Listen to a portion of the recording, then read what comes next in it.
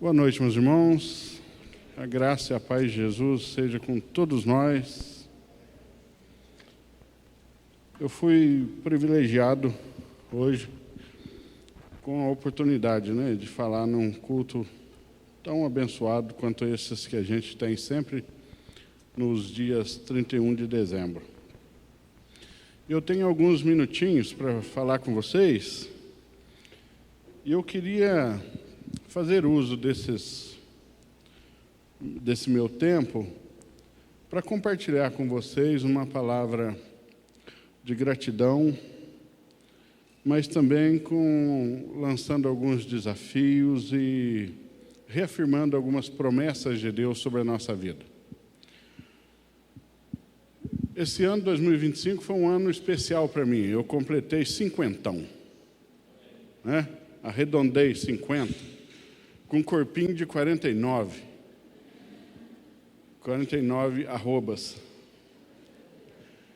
Estamos envelhecendo, o tempo não para, E é mais uma virada, mais um culto, e a gente se alegra, mas eles estão sendo contados, como diz o Salmo 90. Os dias estão sendo contados. Mas, ao contrário do que acontece no mundo, em que a consciência desse fato traz pesar e ansiedade e angústia, para a gente traz alegria.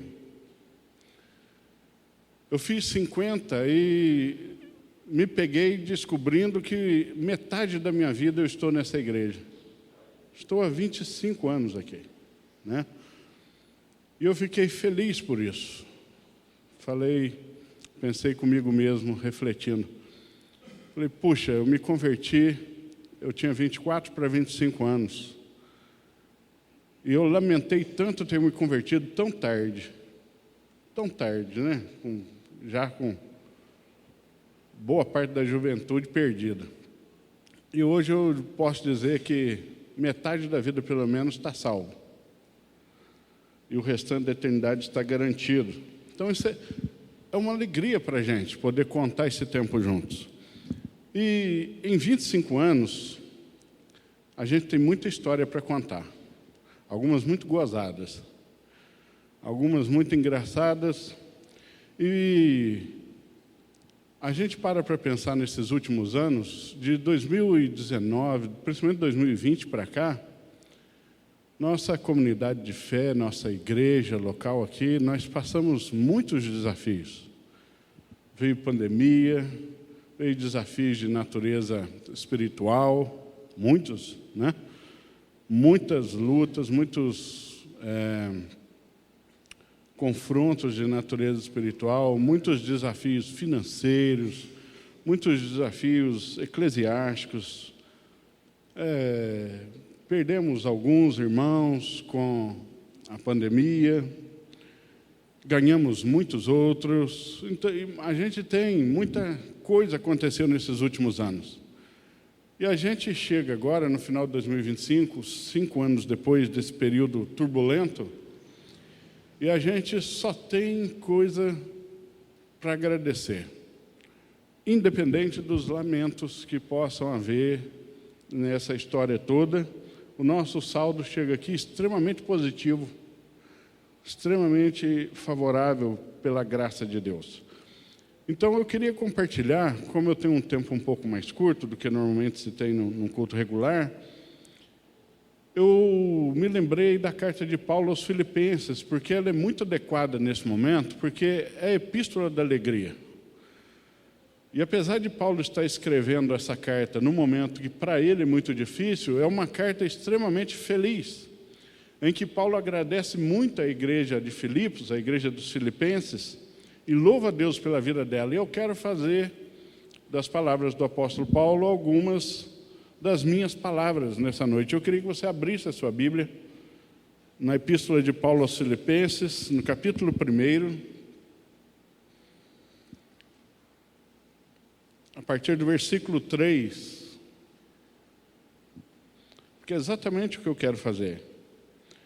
Eu quero manifestar gratidão a Deus, tanto pessoal como ministerial e como igreja, a Deus pela nossa história, pela nossa igreja, pelos últimos anos que temos vivido, especialmente 2025. A Escritura diz assim: dou graças ao meu Deus por tudo que recordo de vós, fazendo sempre com alegria súplicas por todos vós em todas as minhas orações, pela vossa cooperação no Evangelho, desde o primeiro dia até agora. Estou plenamente certo de que aquele que começou boa obra em vós há de completá-la até ao dia de Cristo Jesus. Aliás, é justo que eu assim pense de todos vós, porque vos trago no coração. Quero ler até aqui. E eu quero fazer das palavras de Paulo as minhas, literalmente hoje. Eu quero dar graças a Deus por tudo que recordo de nós. Não de vós aqui, mas de nós. Em 25 anos eu recordo de muita coisa, né? A memória ainda está razoável, eu ainda recordo de muita coisa. Nos próximos 50 anos, quando eu vier aqui com 100 anos, ter os meus 10 minutos, talvez eu já não recorde de tanta coisa. Mas eu também me recordo de muita coisa. Eu quero agradecer a Deus por isso. Quero ser grato por tudo que eu recordo do que Deus tem feito em nosso meio.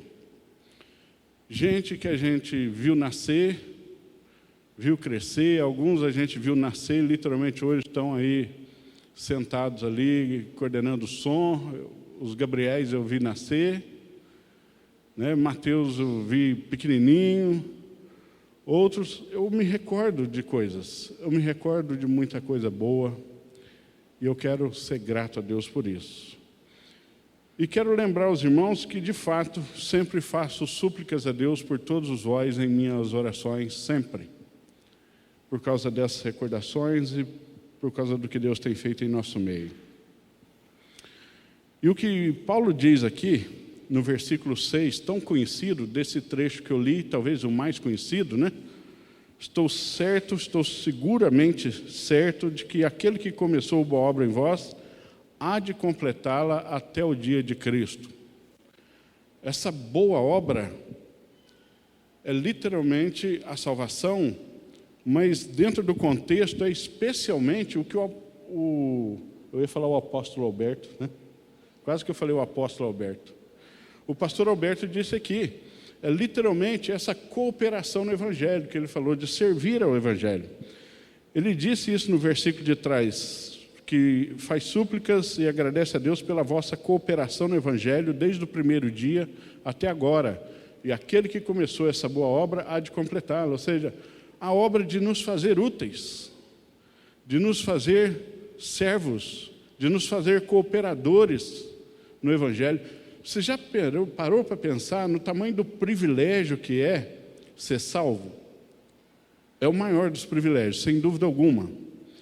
Mas a implicação disso é também um privilégio do mesmo tamanho, o privilégio de ser um cooperador no Evangelho, o privilégio de servir a Deus no Evangelho, o privilégio de trabalhar numa igreja, de servir ao irmão, de orar, de estarmos juntos estudando a Bíblia, de estarmos juntos compartilhando a Escritura, de estarmos juntos orando uns pelos outros, o tamanho do privilégio que é cooperar na obra do Deus Altíssimo. Deus poderia e pode fazer todas as coisas sem nenhuma cooperação. Na verdade, muitas das coisas que Ele faz, especialmente as mais importantes, Ele faz sozinho mesmo. Mas muitas coisas, Deus nos privilegiou com a oportunidade de sermos cooperadores no Evangelho. E o tamanho do privilégio que é isso? Sermos cooperadores. E Ele vai completar essa obra até aquele dia, né? E é justo que eu pense assim dessa igreja, porque vos trago no coração. Eu amo vocês. Em 25 anos de casados, nas nossas bodas de prata, eu posso dizer que meu amor por vocês não diminuiu. Só se sustentou e aumentou. Amo cada um de vocês. Eu já não sou mais o mesmo da época de namoro, né? mas amo vocês e me sinto muito amado nessa igreja.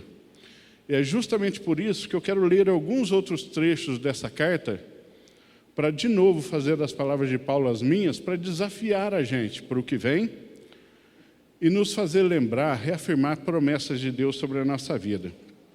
Um pouquinho mais à frente, no versículo 9 e 10, ele diz assim: e também faço esta oração, que o nosso amor, eu vou trocar o vosso de segunda pessoa para primeira pessoa, né? Que o nosso amor aumente mais e mais em pleno conhecimento e toda percepção, para aprovarmos as coisas excelentes e sermos sinceros e inculpáveis para o dia de Cristo. Ah, meus irmãos, que bênção. A minha expectativa para o ano que vem é que a gente continue crescendo, né? Mais e mais, o nosso amor aumentando mais e mais em pleno conhecimento e toda percepção, para continuarmos aprendendo a discernir, né? A aprovar as coisas excelentes e sermos aperfeiçoados para o dia do nosso Senhor, o casamento real de fato. Esse é um desafio e uma expectativa santa. No capítulo 2, os versículos 1 e 2. Se há, pois, alguma exortação em Cristo, alguma consolação de amor, alguma comunhão do Espírito, se há entranhados afetos e misericórdias, completai a nossa alegria, de modo que pensemos a mesma coisa, tenhamos o mesmo amor, sejamos unidos de alma, tendo o mesmo sentimento. Outra expectativa e outro desafio e outra oração minha é que a nossa comunhão e unidade se aperfeiçoe mais ainda em 2026. Talvez uma das áreas da igreja, as duas áreas que tenham mais sofrido com esse último período que eu falei, tenha sido a área da unidade e a área financeira da igreja, que é uma consequência direta dessa unidade. Meus irmãos, nós temos muitas consolações de amor, muita comunhão no Espírito e temos entranhados afetos e misericórdias. Então nós estamos prontos para completar a alegria uns dos outros e do Espírito Santo, sendo unidos e vivendo em unidade. No capítulo 4, verso 4, que é uma marca da nossa igreja, uma característica nossa, que a gente tem que nutrir e cuidar dela. Alegrai-vos sempre no Senhor. Outra vez vos digo, alegrai-vos. A minha expectativa é que a alegria dessa igreja só se multiplique. O nosso jeito vai mudando com o tempo. A nossa manifestação de alegria muda com o tempo, né? Já não dá mais para eu dançar tempo de festa. Mas eu ainda estou em tempo de festa. O nosso jeito muda, mas a alegria permanece. A minha expectativa é que a alegria dessa igreja seja transbordante, como sempre foi.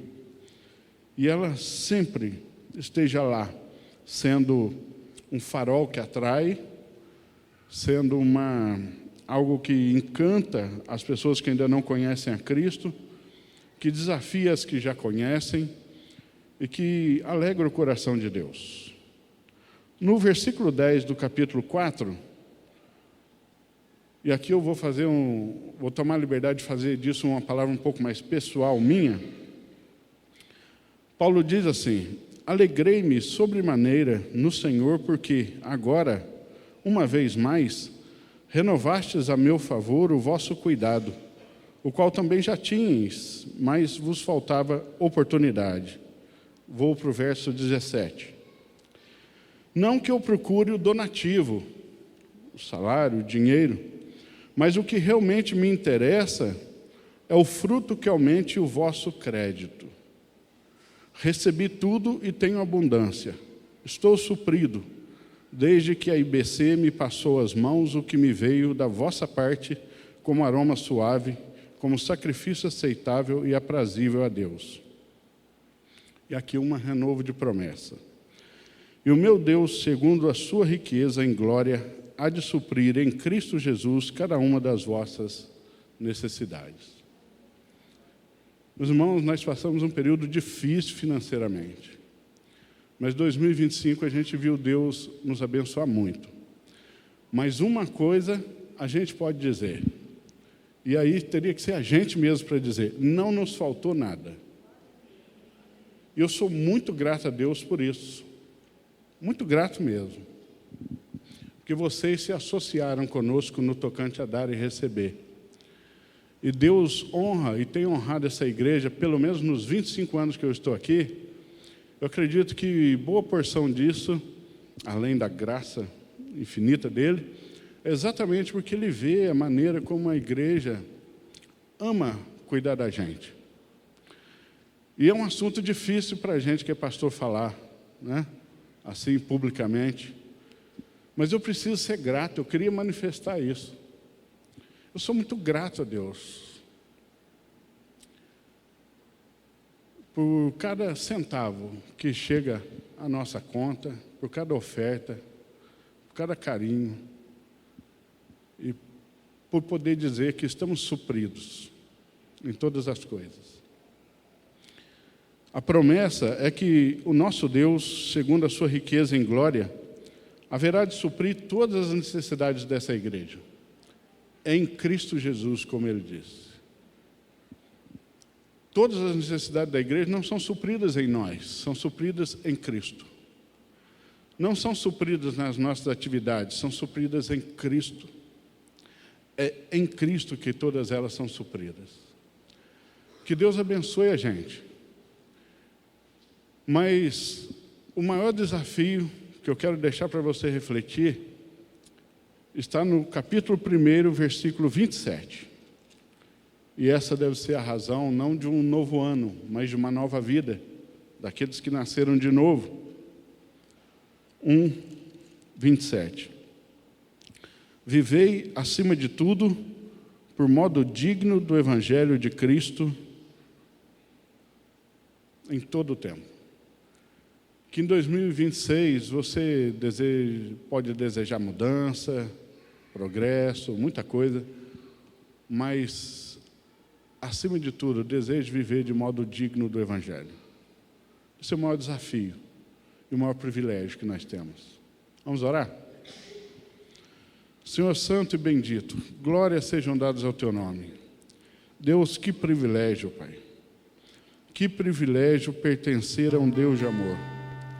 Que privilégio poder Te servir. E homens muito mais capazes e tementes ao Senhor viveram menos do que eu, tiveram menos tempo para Te servir na terra do que eu.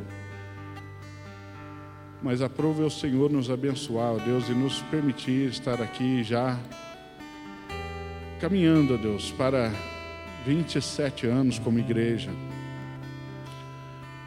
E agora, ó Deus, vamos transitar para um novo ano. E a única coisa, ó Deus, que nos tem sustentado até aqui é a coluna de Cristo erguida e nós dizendo, Ebenezer, até aqui nos ajudou o Senhor. Que o Senhor, ó Deus, com a Tua mão estendida sobre esta comunidade, esta Tua casa, este Teu aprisco, nos abençoe por mais um ano. Não retires de nós a Tua presença. Não olhe para nós segundo as nossas faltas ou pecados, embora saibamos que o Senhor não os releva e não faz vista grossa para nenhum deles. Mas olha para a gente segundo a graça de Cristo e nos perdoa por cada um, nos corrija, nos oriente, nos exorte, nos eduque, por meio da Escritura sempre, por amor do Teu nome, para que Tu cresças e nós diminuamos. Visita aqueles nossos, ó Deus, que hoje não puderam estar aqui por algum motivo, ou que por força maior mesmo, como o Weber, com seu filho internado, pastor Wander auxiliando a família, gente que está fazendo o que o Senhor mandou, Pai, cuidando da sua casa primeiro, para não ser pior do que o incrédulo. Ó Deus, em nome de Jesus, que a bênção do Senhor seja sobre todos aqueles que estão fiéis ao Senhor em todos os assuntos da vida. Que vivamos um ano digno do Evangelho. Que possamos, ó Deus, no dia do nosso último suspiro, ou da próxima virada do ano, podemos partir em paz com o Senhor, dizendo: encerrei a carreira, guardei a fé, ou mais esse ano vivi de maneira digna do Evangelho de Jesus.